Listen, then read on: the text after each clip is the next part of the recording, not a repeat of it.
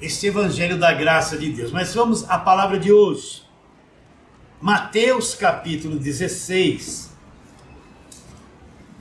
Mateus capítulo 16, nós vamos ver ali, do verso 13 em diante, uma coisa interessante que convém nos atentar. Então, Mateus 16, verso 13 até o 20. Vamos fazer uma boa leitura.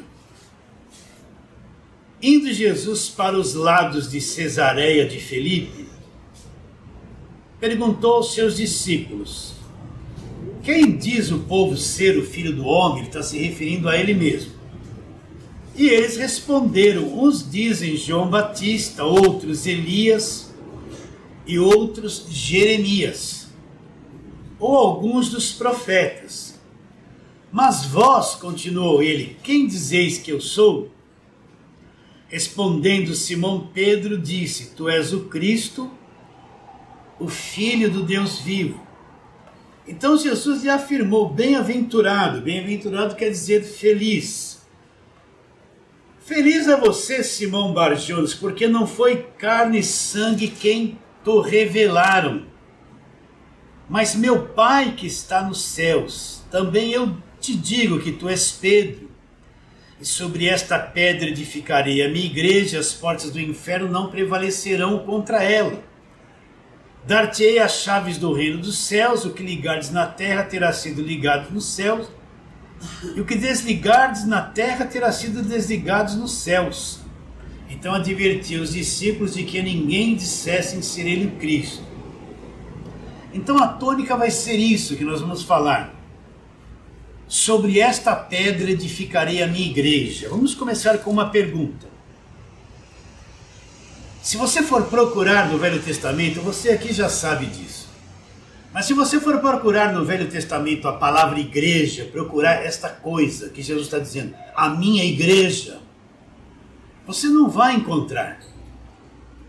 Porque a igreja não existia no Velho Testamento. Está claro isso na tua mente? A igreja, a palavra igreja, a igreja não existia no Velho Testamento. Então tem que ter essa divisão dentro de mim, saber o que Jesus está falando quando ele diz sobre esta pedra que foi revelada a Pedro, que é o Cristo, Filho do Deus vivo. Ele iria construir, edificar é construir, edificar uma igreja. Então se você for procurar no Velho Testamento a palavra igreja, você não vai encontrar, porque a igreja até então ela não existia. Era uma coisa que o povo judeu, que Davi, que Moisés, que Abraão, que Jeremias, eles não enxergaram que isso iria acontecer. Eles não viram, eles não sabiam que lá no futuro, depois da vinda de Cristo, ia surgir a igreja. Eles desconheciam isso. Eles sabiam que um Messias viria para libertar o povo de Israel e o seu reinado não terá fim. Isso iria acontecer, isso eles sabiam. Mas eles não tiveram nenhuma compreensão de que seria a igreja, e principalmente que a igreja seria composta dos outros povos, a quem eles próprios achavam que eram os gentios e não tinham comunhão com eles. Então, se você atentar cuidadosamente para a palavra de Deus, você vai ver que a igreja não existia no Velho Testamento. Existia o judaísmo, a história do povo judeu. Está bem claro isso na tua mente? Você precisa ter essa clareza. Entende? Isso não existia. De novo, vou repetir, a palavra igreja, a igreja não existia no Velho Testamento. Ela passa a existir da cruz para frente. E como é que ela veio a existir? O que precisou acontecer para que a igreja viesse a existir? Então, eu quero trazer aqui uma ilustração, Gênesis capítulo 2. Vamos lá, Gênesis capítulo 2. Vamos ler algumas coisas ali e fazermos um paralelo para a gente entender como a igreja veio a existir. Gênesis capítulo 2, do verso 18 em diante, vamos ler uma coisa aqui, ó. Disse mais o Senhor Deus: não é bom que o homem esteja só. Far-lhe-ei uma auxiliadora que lhe seja idônea. E havendo, pois, o Senhor Deus formado da terra todos os animais do campo e as aves do céu, trouxe ao homem para ver como este lhe chamaria. E o nome que o homem desse a todos esses seres viventes seria o nome deles.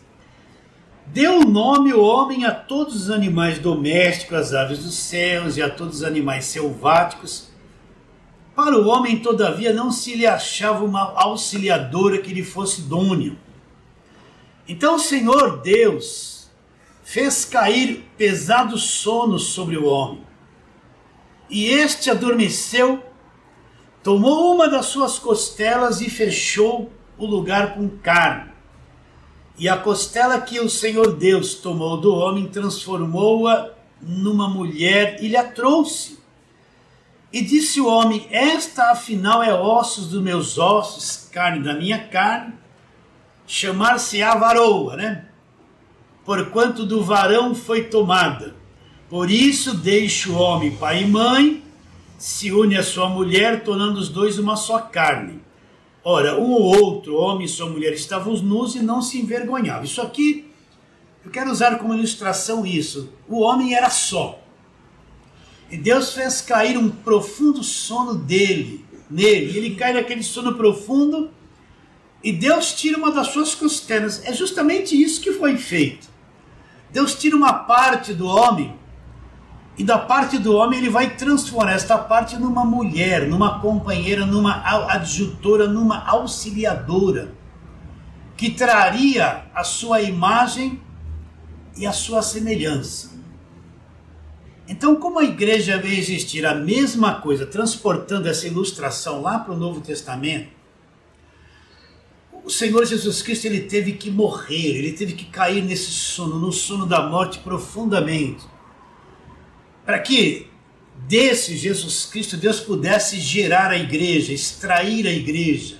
Se não houvesse o sono de Adão, Deus não tiraria essa parte dele e não transformaria numa mulher. Se não houvesse a morte de Cristo, a sua morte, a sua ressurreição, a igreja não poderia existir. Deus precisou que Cristo morresse para que desta morte ele pudesse tirar uma parte de Cristo e gerar uma igreja, gerar a igreja. A igreja só veio existir depois da morte e ressurreição de Jesus Cristo. Então vamos trabalhar na palavra João, capítulo de número 12.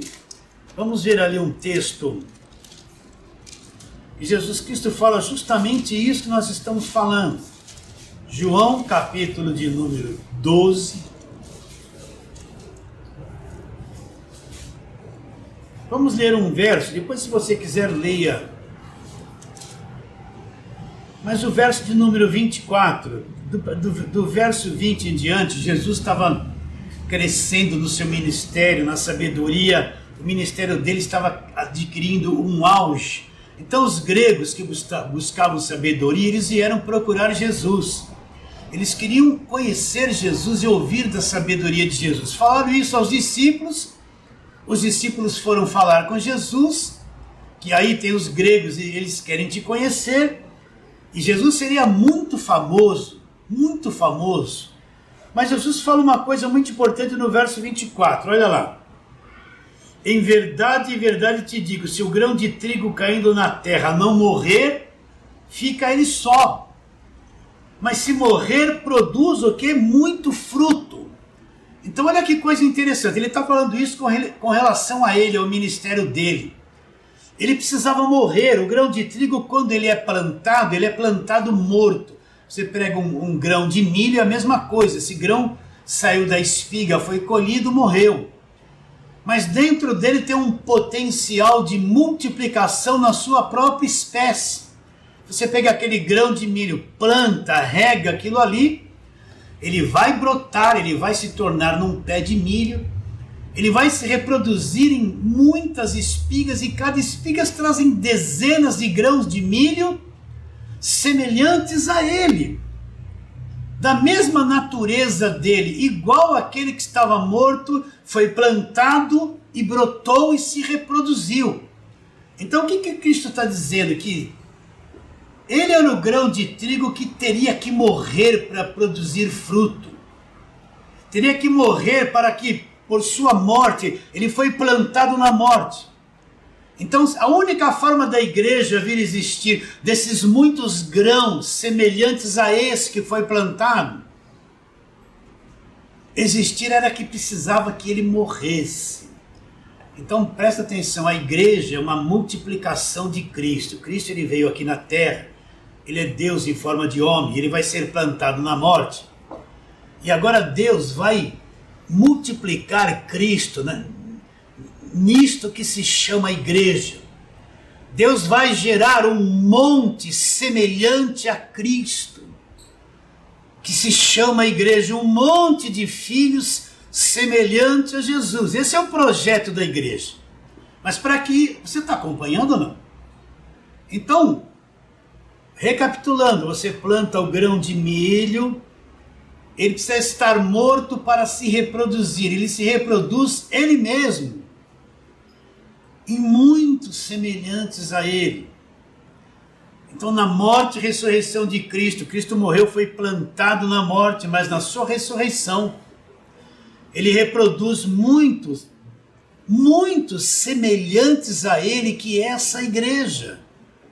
Se não houvesse a morte e a ressurreição de Cristo, a igreja não existiria, mas como ele morreu, foi plantado, e na sua ressurreição, então isso deu condições de Deus multiplicar Jesus Cristo. Você entende? Então, você não é uma pessoa qualquer, a igreja não é uma pessoa qualquer. A igreja é Deus multiplicando Cristo aqui na terra, pegando homens que nasceram pecadores, estragados, salvando esses homens e tornando eles a imagem e semelhança de Jesus Cristo. Então, Deus só tinha um filho, mandou esse filho na terra, morreu por cada um de nós, mas na ressurreição dele, este filho é multiplicado em milhares e milhares semelhantes a ele. Isso é a igreja. Quem é a igreja? São os filhos de Deus multiplicados na morte e ressurreição de Jesus Cristo. Assim como Adão caiu no sono e Deus tirou dele aquela mulher, na morte de Cristo, nesse sono profundo. Então Deus tira a igreja dele através da ressurreição, que somos todos nós. Você sabia que você já ressuscitou? Ah, pastor, mas isso é tão estranho que o senhor está dizendo. Vamos lá para Efésios, para você entender. Efésios capítulo 2, textos que a gente lê tanto. No capítulo 2 de Efésios diz assim, verso 5, estando nós mortos em nossos delitos, como estávamos mortos, nos deu vida. Como é que ele nos dá vida? Não sozinhos, mas juntamente com ele, pela graça sois salvos. Olha lá. E juntamente com ele nos ressuscitou e nos fez assentar nos lugares celestiais em Cristo. O que Paulo tem em mente? Então ele está dizendo que ele nos deu vida juntamente com Cristo e nos ressuscitou. Onde é que nós fomos ressuscitados? No Espírito. Nós já temos vida, nós estávamos mortos, cremos em Cristo, nascemos de novo. Nós já fomos ressuscitados com Cristo, a ressurreição se cumpre em nós, em Espírito nós nascemos de novo, somos igreja. Temos a vida eterna dentro de nós agora. Isso foi possível por quê? Porque nos deu vida juntamente com Cristo e nos ressuscitou com Ele. Então olha como é extraordinário o Evangelho. O Evangelho mostra que através de Cristo, Deus multiplicou Jesus nos homens, se multiplicou. Ele plantou um grão de trigo, e esse grão de trigo se multiplicou em milhares e milhares. Esses que foram multiplicados, que nasceram do alto, que foram ressuscitados, que já são os libertos do império das trevas, isto é a igreja. Isto é a igreja aqui na terra. Você está entendendo ou não? Está entendendo? Então, qual o fundamento desta igreja? Jesus disse. O que ele disse? Sobre esta pedra, Cristo, eu vou construir, a igreja vai ser construída sobre este fundamento, Jesus Cristo. A igreja vai ser edificada sobre este fundamento, Jesus Cristo. A igreja vai ser edificada sobre esta pedra que é Jesus Cristo. Por isso que o centro da fé das pessoas, pelo amor de Deus, entenda isso. Hoje em dia você vê as pessoas acreditando nos homens de Deus que estão na televisão, nos falsos apóstolos, acreditando num monte de coisa, e eles desprezam e não entendem que a fé verdadeira da pessoa não é num homem, não é numa igreja.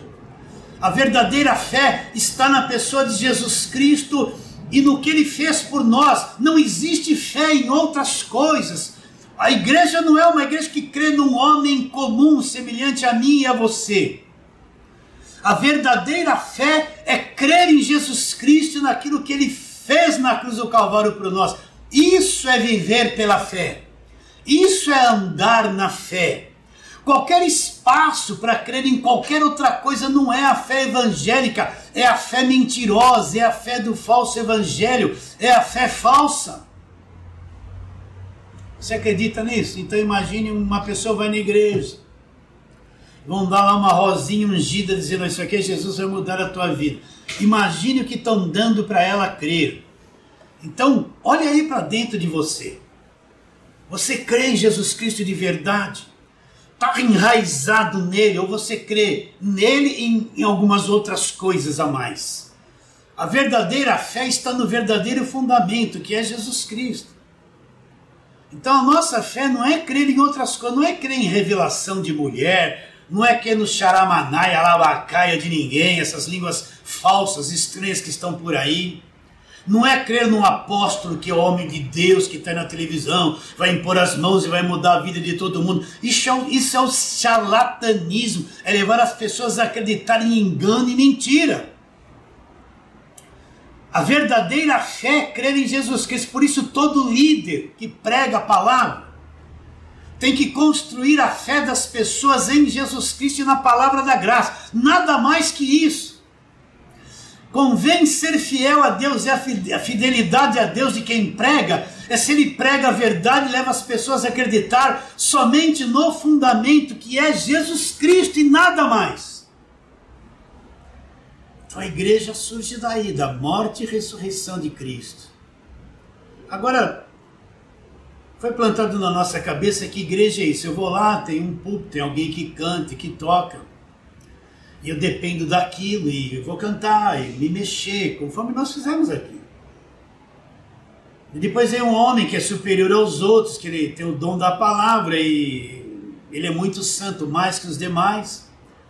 E a gente faz aquele ritual todo, a gente pensa que igreja se eu tiver fora um pouquinho disso, eu estou perdido. Vamos falar assim, ó, é o desviado, é o desigrejado, não é nada disso. A gente pensa que igreja tá nesse contexto aí.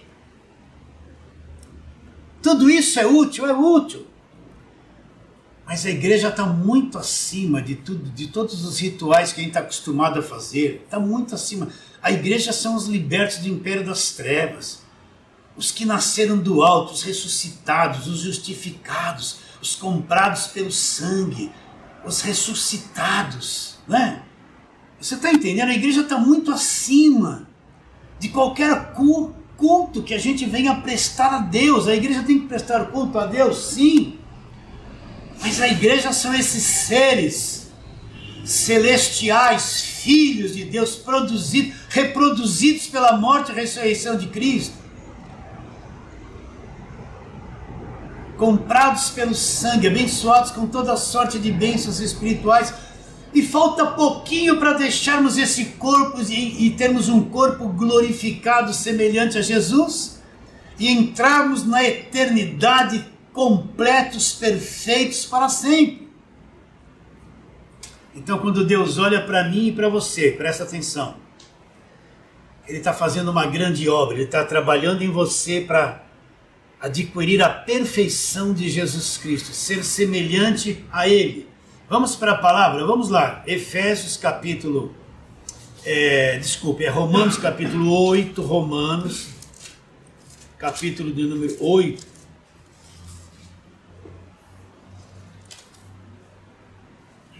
E vamos ler aqui, vamos ler o 28, vai, o 28 também até o 30. Olha o que ele está dizendo. Romanos 8, 28. Sabemos que todas as coisas cooperam para o bem de quem? Olha lá, daqueles que amam a Deus e são chamados segundo o seu propósito. O que é ser chamado? É Deus que chama. Então, ser chamado, a igreja foi chamada segundo o propósito de Deus. Então, todas as coisas cooperam para o bem da igreja. Continua. Porquanto aos que de antemão conheceu, também os predestinou para quê? Para serem conformes à imagem do seu Filho, a fim de que ele seja o primeiro, primogênito é o primeiro, entre muitos irmãos. Para aí. Então Deus nos chamou através do Evangelho. E Deus tem um propósito. Qual é o propósito? Nós sermos conformes à imagem de Jesus Cristo, semelhantes a Ele. E Jesus Cristo, ele vai ser o primogênito primeiro entre muitos irmãos semelhantes a Ele. Então Deus quis aumentar a família. Você está entendendo essa linguagem? Não? Posso ficar despreocupado? Então Deus só tinha Jesus Cristo. Mas Ele quis aumentar os filhos. Ele quis muitos filhos. Então Ele elaborou todo esse processo de salvação. E Ele nos chama para nós sermos semelhantes a Jesus Cristo, igual a Jesus Cristo, semelhantes a Jesus. Então o projeto de Deus ter uma família com muitos filhos, semelhantes a Jesus. Então todos nós estamos nesse processo, e sermos perfeitos como Jesus é perfeito, e sermos semelhantes a Ele. Está aqui escrito, para trazermos a imagem dele. O primeiro Adão trouxe a imagem e semelhança de Deus, mas perdeu isso quando pecou. Jesus Cristo vem, morre e ressuscita, e agora o segundo Adão vai gerar uma igreja segundo a imagem e semelhança dele mesmo. Então, olha que coisa gloriosa que é a igreja, meus irmãos. Você está sendo preparado para uma eternidade, um corpo glorificado, e viver eternamente nas regiões celestiais com Jesus Cristo. E olha o que você vai ser igual a Ele. Você consegue entender isso? Isso é a igreja. Agora, essa igreja é construída em cima de quê?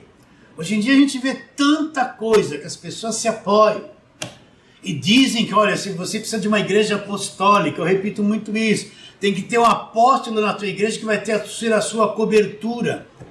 Então um homem que se diz apóstolo, que tem uma igreja, ele cobre as pessoas, ele anula Jesus Cristo.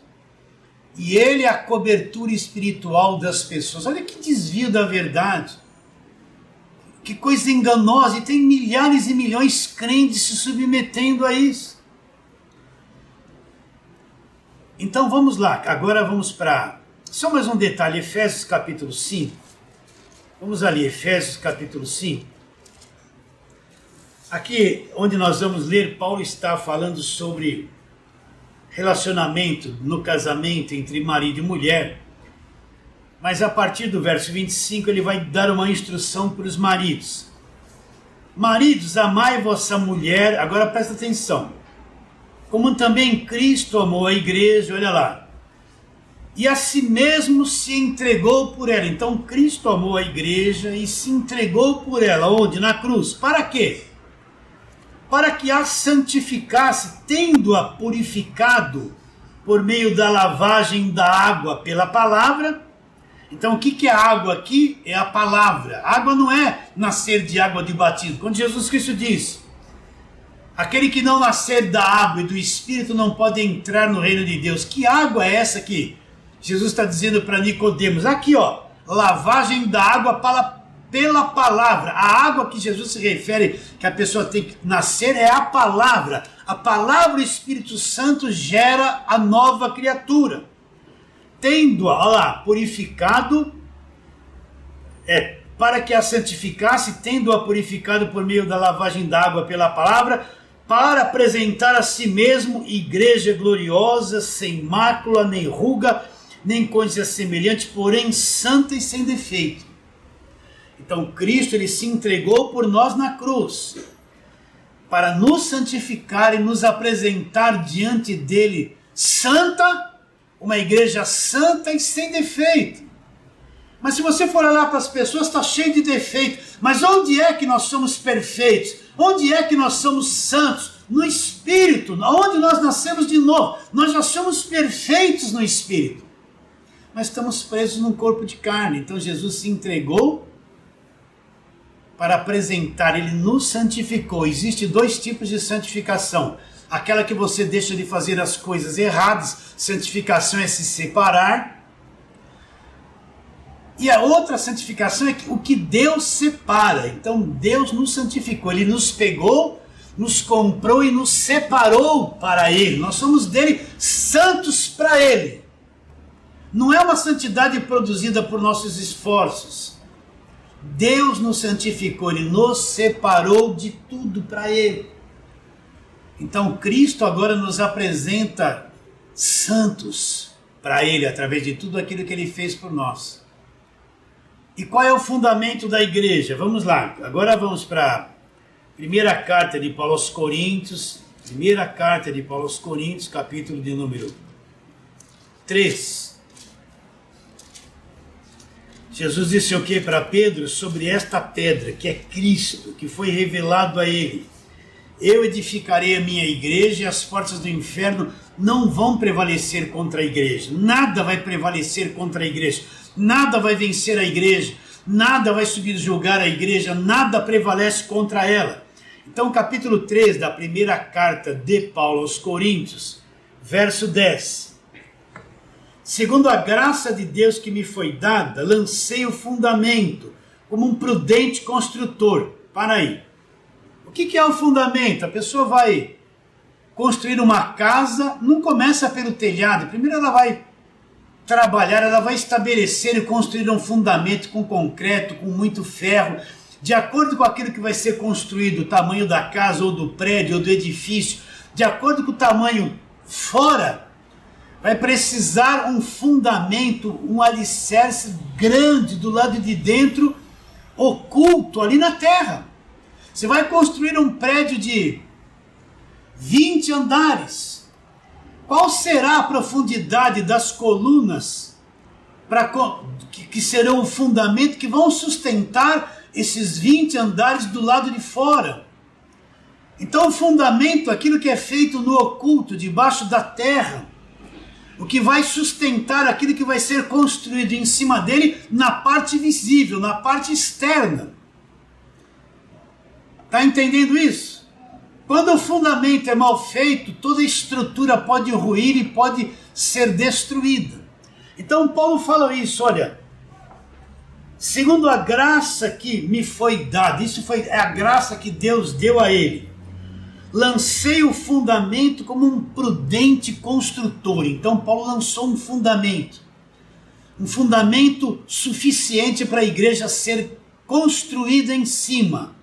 É o fundamento que sustenta a igreja. Nada, se o fundamento não for verdadeiro, a igreja não tem sustentação. Então ele fala, como um prudente construtor, eu lancei o fundamento. Outro vai edificar sobre esse fundamento. Porém, cada um veja como edifica. Porque ninguém pode lançar outro fundamento ali do que for posto, o qual é Jesus Cristo. Então, qual o fundamento que Paulo lançou?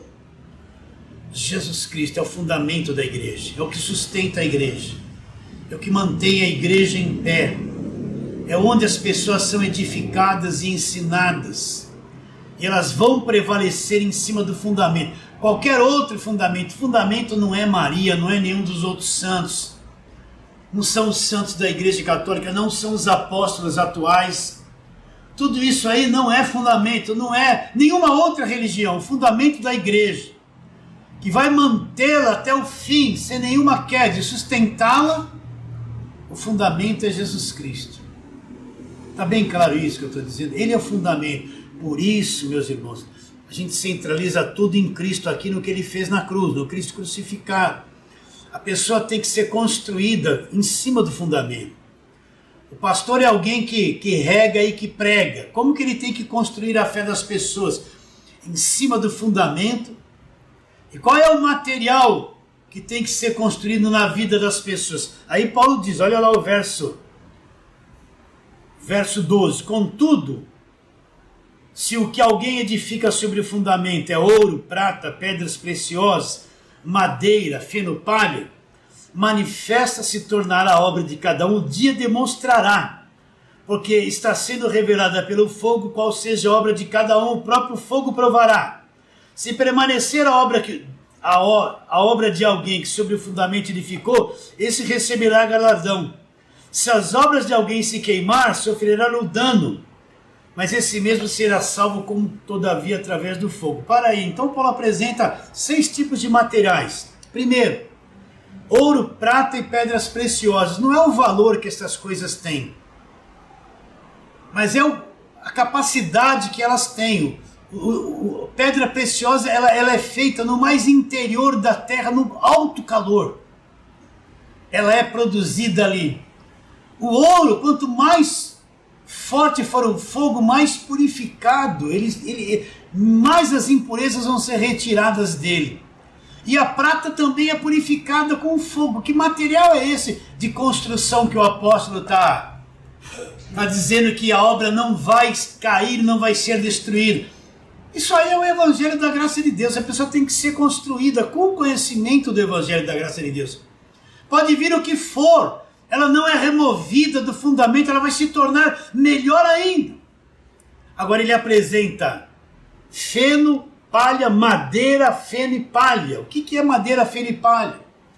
É quando a pessoa crê em Jesus Cristo, só que o que está sendo construído, o ensino que estão dando para ela é coisa frágil, não é o evangelho.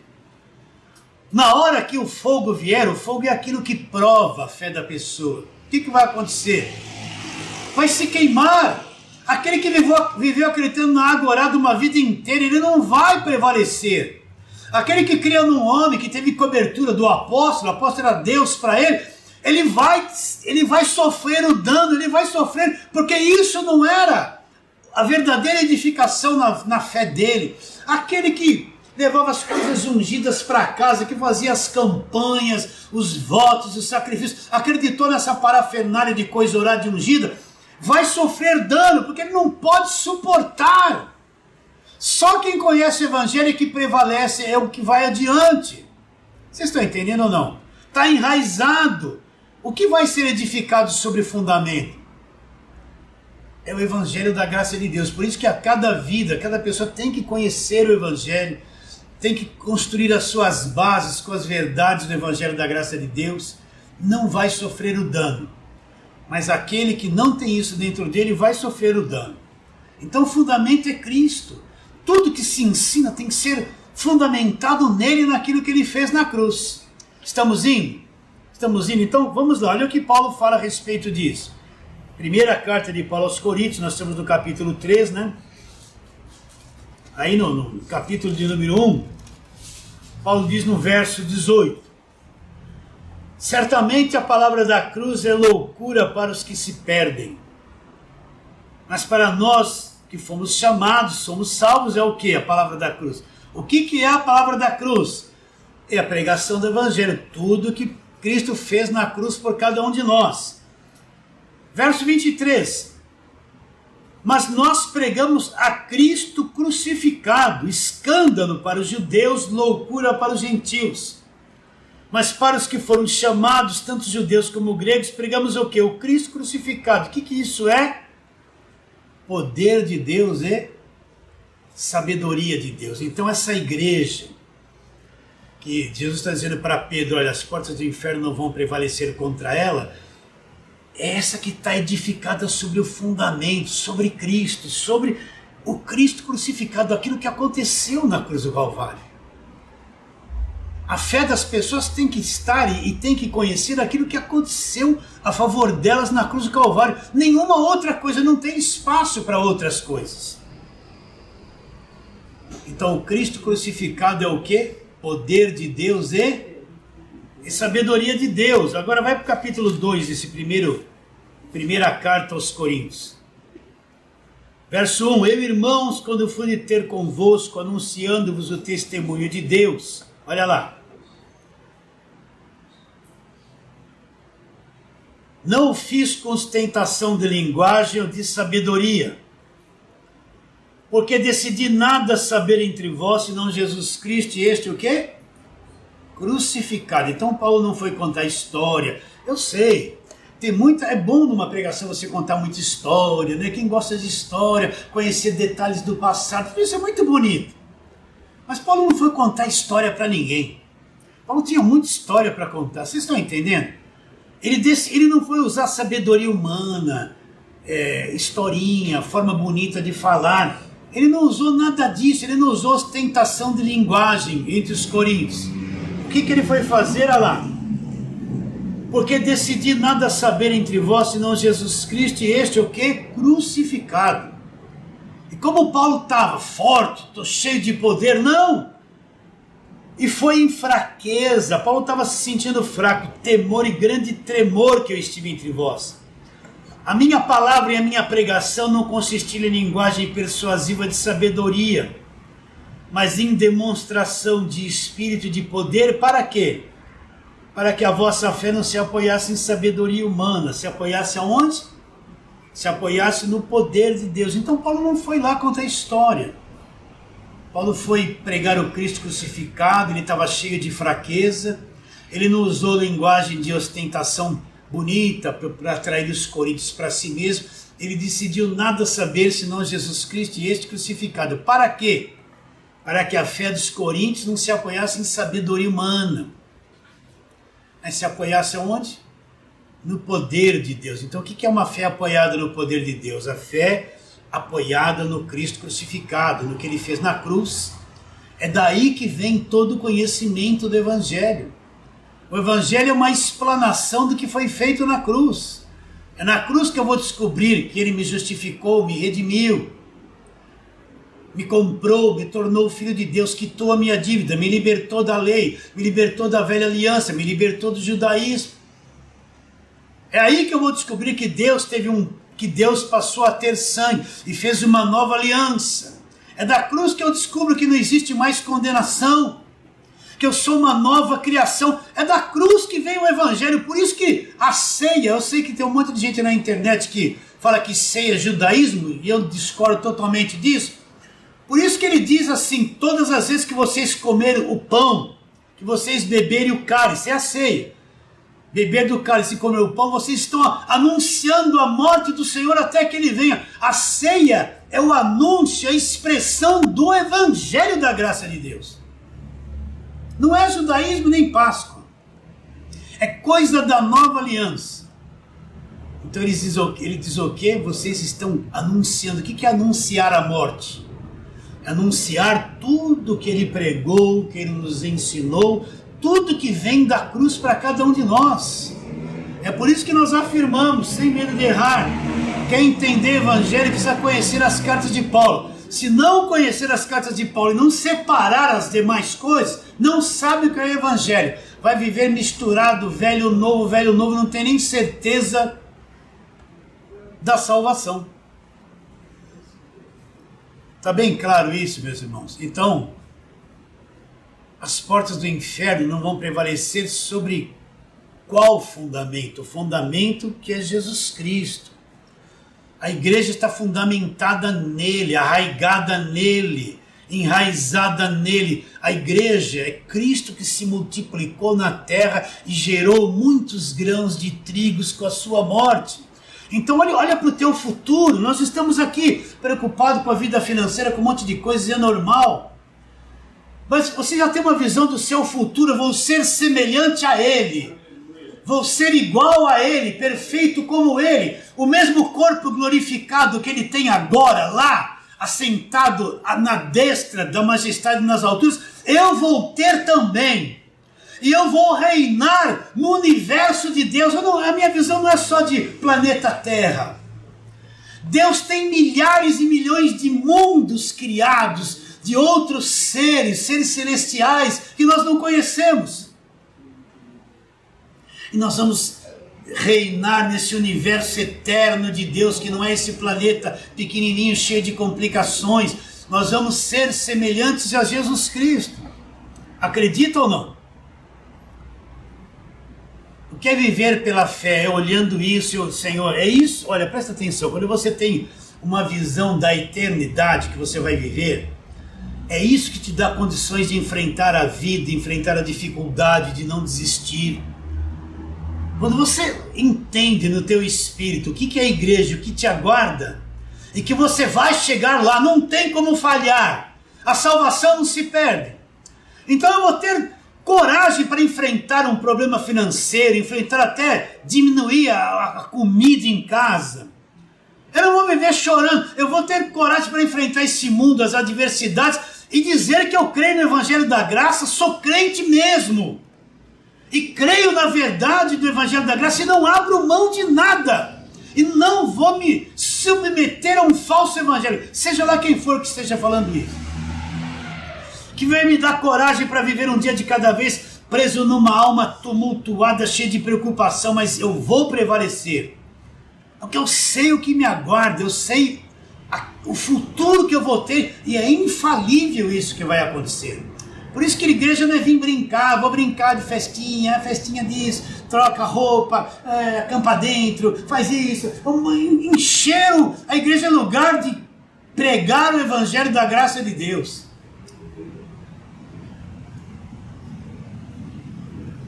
Então o fundamento dessa igreja é o quê? É Jesus Cristo. Agora você entende por quê? Porque Jesus disse para Pedro, Pedro, sobre esta pedra que é o Cristo eu vou edificar a igreja. E as portas do inferno não vão prevalecer contra a igreja. Essas portas do inferno que ele fala aqui não é morrer por inferno, não é isso. As portas do inferno aqui é as portas da morte, porque a igreja já é imortal. Cristo já trouxe a eternidade está dentro de cada um de nós agora. Então não tem como voltar para trás, não tem como porta do inferno, porta da morte ter qualquer efeito sobre a igreja, porque a igreja já ressuscitou com Cristo e a morte já foi destruída por Jesus Cristo. Entende isso ou não? Estão entendendo isso? Agora vamos lá, Efésios capítulo 1. Efésios capítulo 1, vamos a partir do verso 3, para nós termos uma visão bem da igreja, né? Efésios capítulo 1, versos 3. Olha lá o que diz. Bendito o Deus e Pai de nosso Senhor Jesus Cristo. Agora ele vai falar da igreja, olha lá. Que nos tem abençoado com toda a sorte de bênçãos espirituais, aonde? Nas regiões celestiais. Então eu tenho que entender que bênção material não é isso que Paulo está dizendo. Bênção material é bênção visível, é coisas para esta vida. Ele está dizendo que no âmbito celestial, numa outra dimensão, no outro nível, nós que somos igreja, nós já fomos abençoados com toda a sorte de bênçãos espirituais nas regiões celestiais, dentro de um sistema, em Cristo. Então tudo está preparado, Deus já deu todas as coisas para a nossa eternidade. Nós já fomos abençoados com toda a sorte de bênçãos espirituais nas regiões celestiais em Cristo. Agora eles querem pegar esse texto para trazer para a vida presente, para dizer, olha, você já foi abençoado, então você tem que ter a melhor casa, o melhor carro. Não tem nada a ver essas bênçãos com coisas terrenas. São bênçãos espirituais que estão nesta dimensão, regiões celestiais. Continua. Onde tudo isso começou? Assim como nos escolheu nele, ela antes da fundação do mundo. Então, antes da fundação do mundo, Deus te escolheu. Te escolheu. Pastor, como ele poderia me escolher se eu não existia ainda? Agora eu vou lançar uma pergunta. Será que você não existia? Será que você não existia? Será que Deus não te mandou aqui na terra com um propósito de ser quem você é? E você veio de lá? Como é que Deus vai escolher alguém que não existe? Só para mexer com a tua cabeça um pouquinho. Como é que Deus vai escolher alguém que não existe? Mas ele na mente dele. Antes da fundação do mundo, então nem havia mundo. Será que não deveria falar essas coisas? Será que Deus não nos mandou aqui para a terra para conhecer o bem e o mal? Estava tão bom lá em cima. Estava tão bom lá. Olha, meus filhos, vocês são crianças demais para mim falar essas coisas. Olha, meus filhos, eu vou fazer o seguinte. Vocês estão todos felizes aqui em cima. Vocês precisam conhecer um lado ruim da coisa. Eu vou fazer um planeta lá. Eu vou criar uma raça de homens e vou incorporar vocês todos lá para vocês entenderem o que é mal. Vocês vão passar lá coisas terríveis. Depois eu mesmo vou lá salvar vocês de tudo isso. Vocês vão ter que aprender tudo isso. Então eu já escolhi vocês, essa equipe aqui vai para lá, vai ser assim, assim. Eu vou lá salvar vocês. Quando vocês voltarem para cá, vai tudo diferente das coisas que vocês conheciam aqui. Pensa nisso. Porque Deus não vai escolher quem não existia. Vocês estão entendendo? Né? Só para dar um nó na tua mente. Um dia eu vou trazer uma pregação só sobre isso. Tá bom? Vocês acham que... Eu não posso entrar nesse campo ainda. Eu precisaria conversar mais com vocês. Você acha que Deus não sabia que Adão e Eva iam cair? Claro! Se Jesus morreu antes da fundação do mundo, ele já sabia da queda, de tudo que ia acontecer. É propósito dele. Para que o propósito dele? Porque ele vai pôr no meio do jardim uma árvore do conhecimento do bem e do mal. Aí o homem comeu, ele, nossa, que surpresa, o homem comeu. Não, já estava tudo preparado para comer mesmo. Uma árvore da vida e uma árvore do conhecimento do bem e do mal. Por que Deus vai pôr lá no meio uma árvore do conhecimento do bem e do mal? Para que houvesse a queda. E nós viéssemos aqui conhecer o mal. E voltarmos para lá glorificado, totalmente diferente, conhecedores do bem e do mal. Vamos para frente, vai. Continuando. Assim como nos escolheu nele, capítulo 4, antes da fundação do mundo. Então, não existia mundo e Deus já nos escolheu para sermos santos e irrepreensíveis perante ele em amor. Nos predestinou para ele. O que é predestinação? Deus decretou que uma coisa vai ser assim e vai se cumprir e ser assim. Deus não vai mudar e ninguém pode mudar aquilo que ele predestinou. Está feito. Para Deus é assunto encerrado. Nada muda, nada altera e nada se desfaz. Nos predestinou para ele lá, para a adoção de filhos, por meio de quem? Por meio de Jesus Cristo, segundo o beneplácito da sua vontade, para louvor da glória da sua graça, que ele nos concedeu gratuitamente no amado, no qual temos a redenção, olha lá, o fim de toda a escravidão, pelo seu sangue. E os pecados, acabou a remissão de todos os pecados, que Deus derramou abundantemente sobre nós em toda sabedoria e prudência.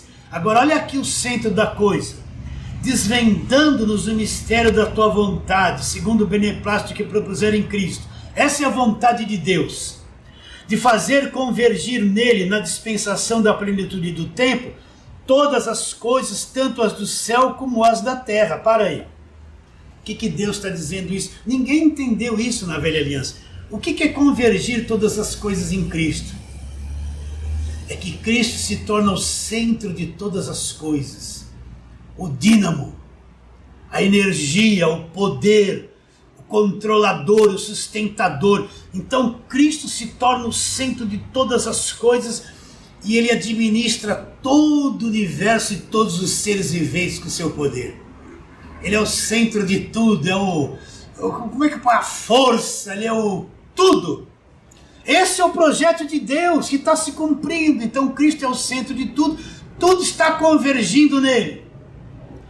E ele é a bateria, para você entender, que vai dar energia para todo o universo ser sustentado, todos os seres viventes, tudo que Deus criou andar em perfeita ordem, milímetro por milímetro, estrela em cada lugar, detalhadamente. E ele é o administrador de todas as coisas.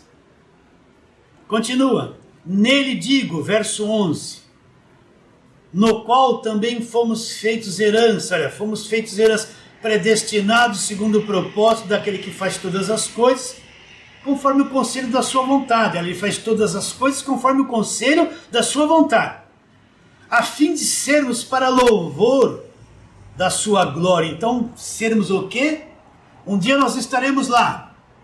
Então, nós vamos ser o louvor da glória de Deus. Imagine que louvor que vai ter lá. Nós estamos predestinados para o louvor da glória de Deus. Vai ser muito grande. Continua, para não demorarmos muito. Em quem também vós, depois que ouvistes a palavra da verdade, o evangelho da vossa salvação, tendo também nele crido, fostes selados com o Espírito Santo da promessa. É a garantia, o qual é o penhor da nossa herança, até o resgate da sua propriedade em louvor da sua glória. Então o que vai acontecer? Um dia vai haver o resgate de todos nós. Deus vai trazer todos para o louvor da sua glória. Agora Paulo vai fazer uma oração, vai pedir o quê? Para que Deus abra o entendimento deles. Paulo falou tanta coisa grande aqui, ó. E agora Paulo fala assim, deixa eu orar para Deus abrir o entendimento deles, para que eles possam ter compreensão de tudo aquilo que foi dito. Então a igreja não é um monte de gente coitada. Ah, sua vida vai mudar, vem aqui, você está com um problema, vem aqui que vai resolver, seu filho está nas drogas, vem aqui que a tua vida vai mudar. Então, um monte de gente coitada sofrer, vem aqui que todo sofrimento vai acabar. E põe essa gente no meio das campanhas, dos votos, exploram elas financeiramente, e fica aquele mundo de gente escravizado, sem entendimento do evangelho. Não! Igrejas são esses resplandecentes, compradas pelo sangue de Jesus, geradas por esse grão de trigo que é Jesus, que caiu na terra e se multiplicou, assentada com Cristo nas regiões celestiais, né? Justificada, redimida, selada com o Espírito Santo, herdeira de Deus, co-herdeira com Cristo. Na igreja não existe escravos. Na igreja o diabo não toca, não tem mal, não tem poder das trevas, está amarrado dentro da igreja, não tem nada disso, tudo foi removido na cruz. Essa é a liberdade da glória de nós que somos filhos de Deus. Agora volta lá, Mateus 16. Como é triste você ver um culto desses, põe a mão na cabeça. Aquele monte de gente põe a mão na cabeça. Ele põe a mão na cabeça porque ele se acha que tem o mal nele, está tudo errado. O mal vai sair, tem que chegar alguma coisa boa. Então ele tá naquela, que nem uma panela de pressão dentro dele. Agora que tem o mal na minha vida, eu estou perdido, eu estou aqui desgraçado com esse problema. Aí sai, aí ele faz assim, ó, e não tem entendimento nenhum de que é igreja. O que é igreja? O que Cristo fez? Não tem entendimento nenhum. Ele está lá tirando uma coisa que da cabeça dele ele acha que está nele. E vai ficar assim 20 anos. O que eu falei? João. Não, eu falei Mateus 16, né? Mateus 16. Vamos terminar onde nós começamos. Eu não falei da revelação nem nada, mas é o que falamos. Lá, também eu te digo, verso 18, que tu és Pedro. Pedro não é a pedra, não é o primeiro papa. E sobre esta pedra que foi revelada a Pedro, que é Cristo, Filho do Deus vivo, lá, eu edificarei a minha igreja. E as portas da morte, a morte aqui é esse inferno que eles falam, não prevalecerão contra ela. Então a igreja já é eterna. A morte não tem domínio sobre a igreja. Diabo, demônio, macumba, olha só como está a mente nesse falso evangelho, não tem domínio sobre a igreja. A igreja é indestrutível, comprada, edificada sobre a rocha que é Jesus Cristo. Isso é a igreja. E as portas do inferno não prevalecerão contra ela. Você entendeu essa mensagem de hoje? Isso é a igreja. Se veja assim, no momento que a tua carne fraqueja com as suas preocupações, as suas ansiedades, se veja como igreja. Se veja como igreja na sua posição espiritual, assentada com Cristo nos lugares celestiais, acima de todo poder, domínio, acima de tudo. Você é a igreja. Você é a igreja. A entidade mais poderosa do universo é a igreja. Fala assim, amém. Então vamos terminando esta palavra por aqui. Foi muito bom estar com vocês aqui presentes, e com você através do YouTube. Vou ficando por aqui e declaro isso. A tua vida vale mais que o mundo inteiro.